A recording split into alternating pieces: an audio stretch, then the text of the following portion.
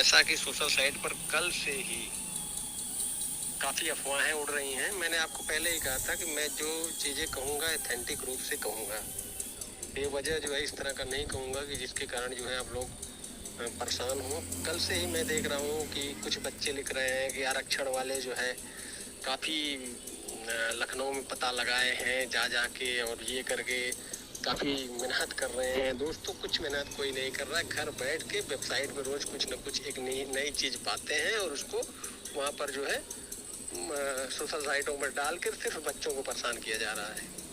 मैं समझ नहीं पाता हूँ, कुछ लोग वकालत का नया टैग लेकर जो है अभी नया रजिस्ट्रेशन करा के वो भी लखनऊ हाई कोर्ट जाके इसके बाद कह रहे हैं कि नहीं बस ऑर्डर जो है इसी हफ्ते में आ जाएगा। आखिर उनको सूचना कहाँ से मिल रही है, मैं समझ नहीं पा रहा हूँ।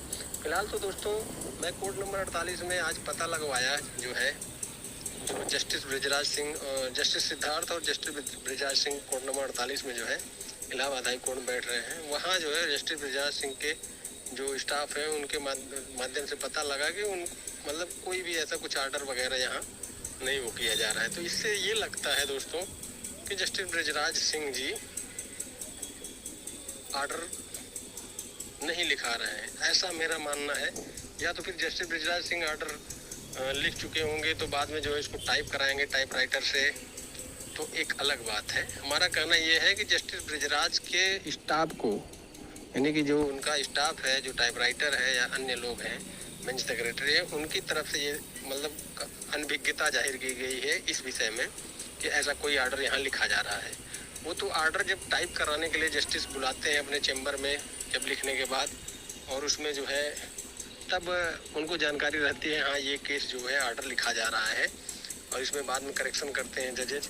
तो दोस्तों यहाँ से अनभिज्ञता जाहिर किया गया, तो ये मतलब है कि अभी ऑर्डर कब आएगा कब नहीं, ये मतलब कोई भी निश्चित नहीं है। एक चीज़ ये, कुछ लोग जो बार बार डेट देते हैं, मई में ही कुछ लोग कह रहे थे बस आ जाएगा अब आ जाएगा अब आ जाएगा, ऐसे ही जो भी आरक्षित वर्ग के बच्चे हैं वो लोग।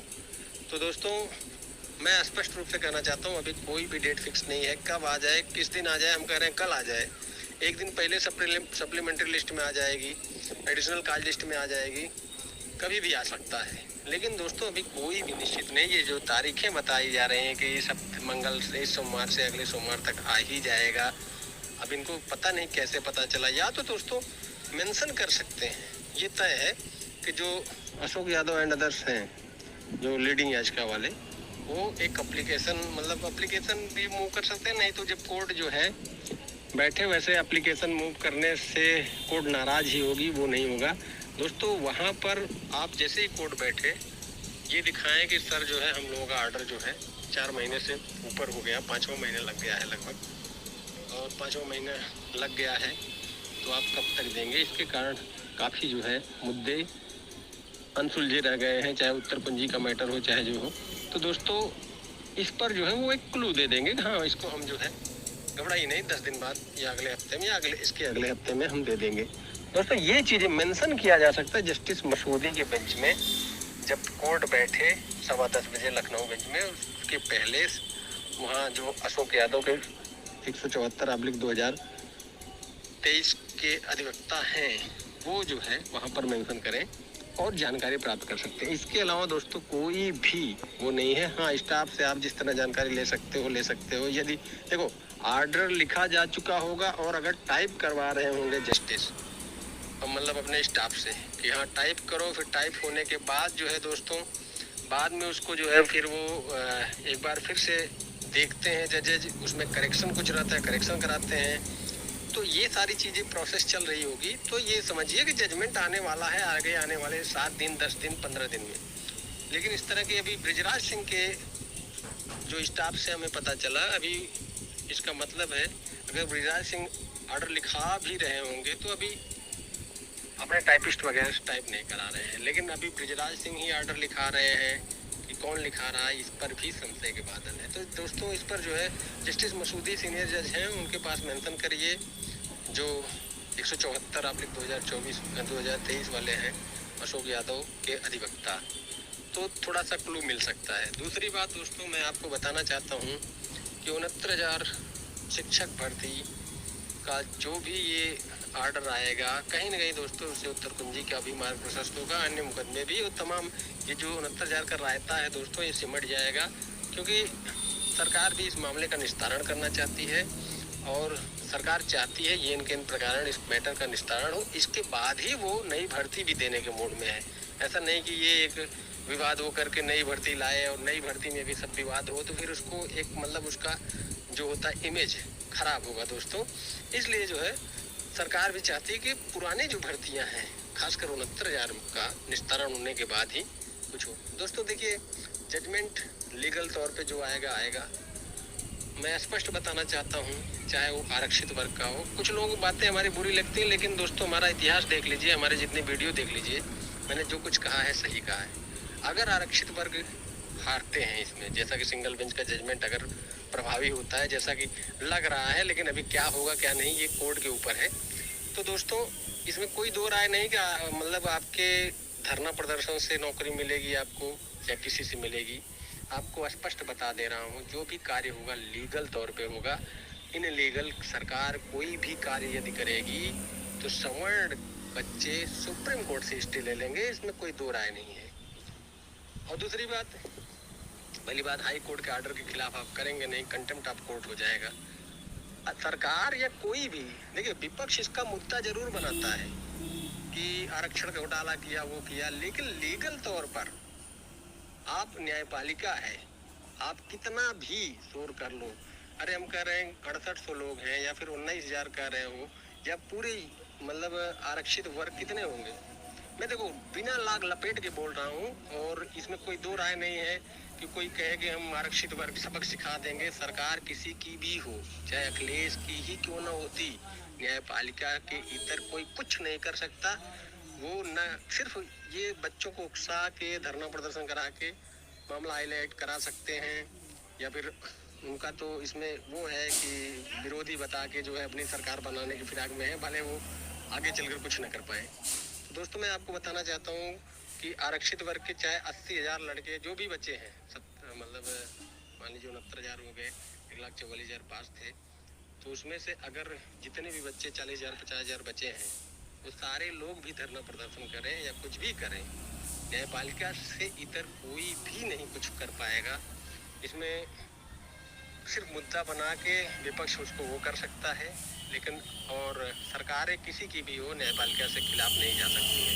अगर कोई ये कहता है कि हम जो है हाई कोर्ट से हार के बाद भी कुछ करा लेंगे आरक्षण वाले जो है, तो वो दिवा स्वप्न देख रहा है, और सरकार भी इसके इतर नहीं कुछ कर सकती है, लिख कर दे देता हूँ मैं। क्योंकि देखिए सर्वोच्च न्यायालय भी है, इधर हाई कोर्ट के आदेश के बाद अगर आप गलत करेंगे तो कंटेम्प्ट ऑफ कोर्ट होगा, तमाम चीजें होंगी। सरकार अपने आप को भले कितना मुद्दा बने वो कुछ नहीं कर पाएगी। फिलहाल तो दोस्तों मेरा स्पष्ट मानना है कि 69,000 शिक्षक भर्ती के सारे लोग जो अफवाहें उड़ा रहे हैं वो बाज आए।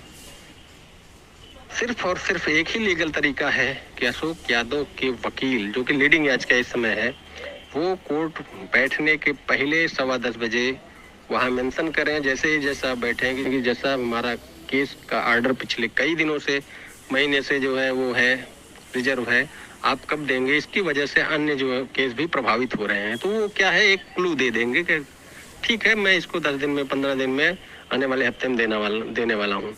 तो दोस्तों इससे पता चल पाएगा। बाकी कुछ भी जो भी अफवाहें हैं सब अफवाहें हैं दोस्तों। कुछ लोग कह रहे हैं बृजराज सिंह जो है लखनऊ चले गए, शर्म नहीं आती है कि बृजराज सिंह आज कोर्ट नंबर 48 में जो है मतलब है सुनवाई कर रहे हैं, और सुनवाई कर रहे थे, और जो है और भी जो जस्टिस है, जस्टिस मंजीव शुक्ला, जस्टिस कमर रिजवी जो है, ये लोग दोस्तों लखनऊ बेंच में सिटिंग जज दिखाए जा रहे हैं, प्रेजेंट जज, लेकिन दोस्तों इस समय इलाहाबाद हाई कोर्ट में है।